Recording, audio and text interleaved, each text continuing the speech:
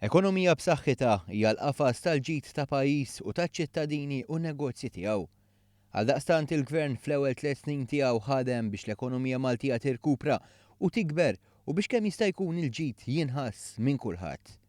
Dwar dan tkellem il-Prim Ministru Joseph Muscat waqt il-programm Disset fejn ta' ħarsa lejn ħidmet il-Gvern sa issa. Taf x'inhi iktar priorità għalija wkoll li qed nara l-ekonomija kibret bla preċedent, 3 darbiet aktar minn dak li uritna, kibret darbtejn u aktar mill-medja Ewropea, imma nħoss li għatem nies taħt net illi dat kabbir ekonomiku għadu ma wasal xan. U allura rrid nara kif dat kabbir ekonomiku jitranslejtja fiktar pagi għalihom, fiktar benefiċċji għal dawn il-persuni għal min hu bieżel, għal min ħaqqu. L-ewwel sfida li għeleb il-Gvern biex dan ikun possibbli kienet is-sitwazzjoni tal-Eni Malta.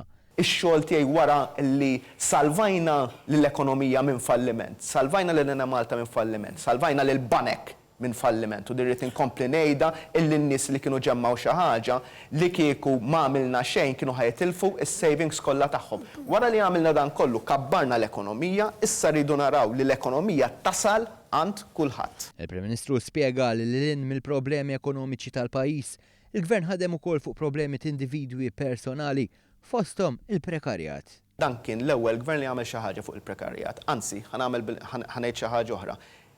Il-Gvern ta' qabel ħoloq il-prekarjat. Dan il-Gvern qed jiġġilidlu il-prekarjat. U kif iġġilidnieh billi nibblacklistjaw kumpaniji li jagħtu servizzi lill gvern li jużaw il-prekarjat, billi żidna il-pagi tal-ħaddiema mal-kontrattur li jagħtu servizzi lill-Gvern, fadal ċertu affarijiet. Il-futur tal-linja nazzjonali tal-ajru l-Air Malta u tal-ħaddiema tagħha huma priorità oħra l-Gvern. Joseph Muscat qal it-taħdidiet għaddejjin u l-Gvern se jara li jikseb l-aħjar għall-pajjiż. Jien irrid Air Malta li tibqa' fidejn il-Maltin bħala kontroll.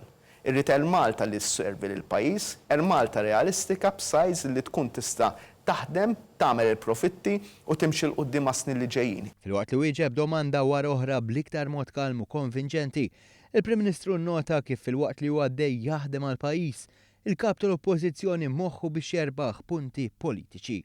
Jaħseb x'jaħseb, Simon Buzutti li qed jipprova imur u nnifsu in election mode jagħmelu. L-elezzjoni qed irid imur l-election mode imur kemm irid. Jien bħalissa qiegħed in governing mode illi mmexxi dan il-pajjiż.